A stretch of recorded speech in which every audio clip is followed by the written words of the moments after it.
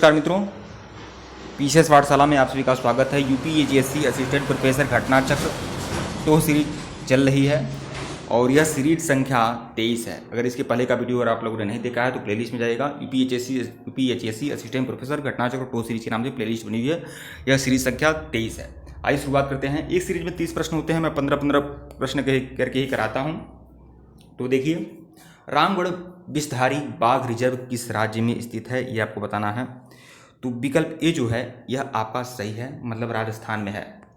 रामगढ़ विषधारी बाघ रिजर्व जो है यह आपका राजस्थान में है। विकल्प ए जो है आपका सही है। देखिए, राजस्थान सरकार ने रामगढ़ विषधारी वन्यजीव अभयारण्य को बाघ रिजर्व के रूप में अनुसूचित किया है। यह रणथंभौर, सरिस्का, मुकुंदरा के बाद राजस्थान का चौथा बाघ रिजर्व है। प्रश्न 2 देखिएगा, आसानी चक्रवात कहाँ उत्पन्न हुआ है। आसानी चक्रवात जो है आपका बंगाल की खाड़ी में उत्पन्न हुआ है। विकल्प बी जो है वो आपका सही है। आसानी चक्रवात बंगाल की खाड़ी में दक्षिण पूर्वी क्षेत्रों में विकसित हुआ है। इस चक्रवात को यह नाम श्रीलंका ने दिया है। सिंगली भाषा में आसानी का अर्थ होता है क्रोध होता है, क्रोध। तो विकल्प बी जो है वो आपका सही है, क्रोध होता है इसका अर्थ। और यह जो है बंगाल की खाड़ी में उत्पन्न हुआ है और इसका नाम आसानी किसने दिया है, श्रीलंका ने दिया है। प्रश्न 3 देखिएगा, निम्नलिखित में से कौन सा एक कृत्रिम परितंत्र है। 3 का बी ऑप्शन सही है आपका, खेत जो है कृत्रिम परितंत्र है। 3 का बी कृत्रिम परितंत्र है खेत। तो वन, तालाब और झील प्राकृतिक परितंत्र हैं, जबकि बगीचा तथा खेत मानव निर्मित कृत्रिम परितंत्र हैं। तो विकल्प बी जो है वो आपका सही है। प्रश्न 4 देखिएगा, मॉन्ट्रियल प्रोटोकॉल निम्नलिखित में से किसके रक्षण से संबंधित है। तो यह मॉन्ट्रियल प्रोटोकॉल जो है आपका ओजोन परत के रक्षण से संबंधित है। विकल्प सी।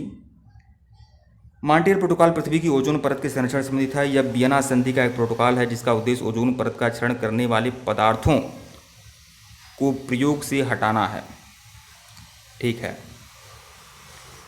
प्रश्न 5 देखिएगा, नाभिकीय शक्ति परियोजनाओं के अंतर्गत पर्यावरणीय प्रभाव जिनका अध्ययन किया जाना और हल निकाला जाना है। तो इसमें कौन सा ऑप्शन सही है। तो 5 का विकल्प डी आपका सही है, मतलब सभी ऑप्शन सही यहाँ पे। वायु एवं देखिए, वायु, मृदा और जल का रेडियोधर्मी प्रदूषण, फिर वन आरोपण या पेड़ पौधे के जल जंतु की क्षति पर रेडियोधर्मी अपशिष्ट का निस्तारण, ये सभी आपके हैं। पर्यावरण प्रति जिनका अध्ययन किया जाना और हल निकाला, मतलब ये सब जो है जो पर्यावरण नाभिकीय शक्ति से उत्पन्न हो रहा है, ये सबका काम होना चाहिए। तो उपयुक्त सभी, विकल्प डी।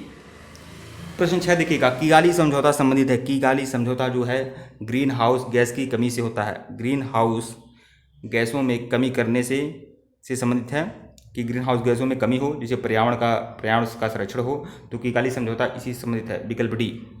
हम किगाली समझौता को थोड़ा समझा दे रहे हैं। किगाली समझौता जो है ग्रीन हाउस गैसों के उत्सर्जन को कम करने के लिए रवांडा के किगाली शहर में, देखिए रवांडा जो देश है उसके किगाली शहर में यह समझौता किया गया था, इसीलिए इसका नाम किगाली समझौता पड़ा था।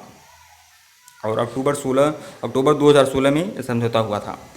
प्रश्न 7 देखिएगा, राष्ट्रीय कृषि वानिकी अनुसंधान केंद्र स्थित है। राष्ट्रीय कृषि वानिकी अनुसंधान केंद्र स्थित है, तो यह आपका झांसी में स्थित है। विकल्प बी झांसी में स्थित है आपका। राष्ट्रीय कृषि वानिकी अनुसंधान केंद्र जो है झांसी में स्थित है। वर्ष 1988 में इसकी स्थापना की गई थी। प्रश्न 8 देखिएगा, हेलियोडोरस का बेशनगर अभिलेख संदर्भित है। हेलियोडोरस का जो बेशनगर अभिलेख है वह किससे संबंधित है। तो यह आपका संबंधित है केवल वासुदेव से। विकल्प डी, केवल वासुदेव से संबंधित है।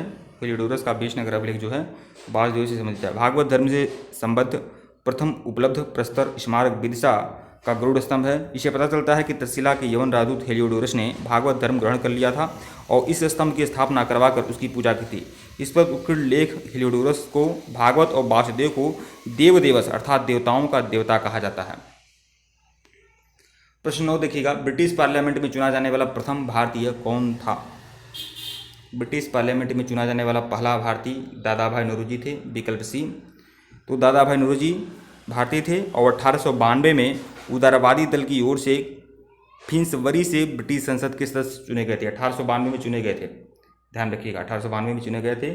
और जो उनका संसदीय क्षेत्र था फिंसबरी, यहाँ से चुने गए थे 1892 में। प्रश्न 10 देखिएगा, साइमन कमीशन भारत कब आया था, किस वर्ष आया। तो 1928 में आया था, 1928 में। विकल्प बी। वर्ष 1928 में यह साइमन कमीशन आया था। इसमें कुल 7 सदस्य थे और 7 जो थे वह विदेशी थे, श्वेत थे, इसीलिए इसे श्वेत कमीशन भी कहते हैं। कोई इसमें भारतीय नहीं था, इसीलिए इसका विरोध हुआ था। प्रश्न 11 देखिएगा, ब्लू मून परिघटना होती है। ब्लू मून परिघटना होती है, यह एक माह में, जब एक ही माह में 2 पूर्णिमा होते हैं तो इसे ब्लू मून परिघटना कहा जाता है। विकल्प ए जो है आपका सही है। जब एक ही माह में 2 पूर्णिमा होती है लगातार तो उसे ब्लू मून परिघटना कहते हैं। प्रश्न 12 देखिएगा, यह बताना है कि कौन सी झील कौन सा राज्य में है। तो लोनार झील जो है आपका, लोनार झील, देखिए कौन सही सुमिलित, अच्छा कौन सही सुमिलित बता रहा है। तो देखिए लोनार झील महाराष्ट्र में है, जबकि मध्य प्रदेश में नहीं है, तो ये भी आपको सुमिलित नहीं है। नक्की जो है आपका, देखिए नक्की जो है, देखिए नक्की भी आपका सुमिलित नहीं है।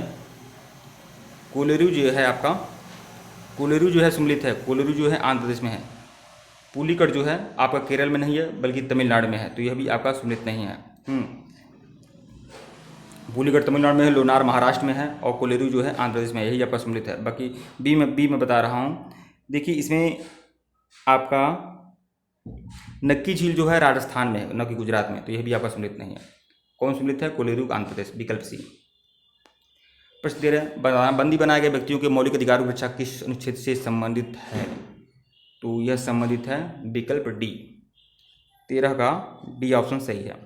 अनुच्छेद 22 यह कहता है कि कुछ दशाओं में गिरफ्तारी और निरोध से संरक्षण देता है, और इस अनुच्छेद के खंड 1 के अनुसार किसी व्यक्ति को जो गिरफ्तार किया गया है ऐसी गिरफ्तारी के कारणों से यथाशीघ्र अवगत कराए बिना अभिरक्षा से निरुद्ध नहीं रखा जाएगा। मतलब किसी को गिरफ्तार किया जाता है बिना कारण बताए तो इसके लिए विरोध में है, तो विकल्प डी।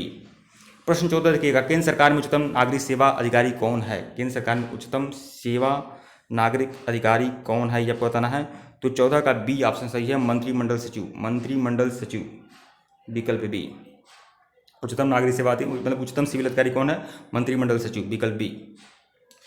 प्रश्न 15 देखिएगा, संविधान के किस अनुच्छेद के अंतर्गत लोक सेवा आयोग के सदस्यों को हटाया जा सकता है। 15 का शी, 317, अनुच्छेद 317 के अनुसार लोक सेवा आयोग के जो सदस्य हैं उनको हटाया जा सकता है, विकल्प सी। तो यह ध्यान में रखिएगा।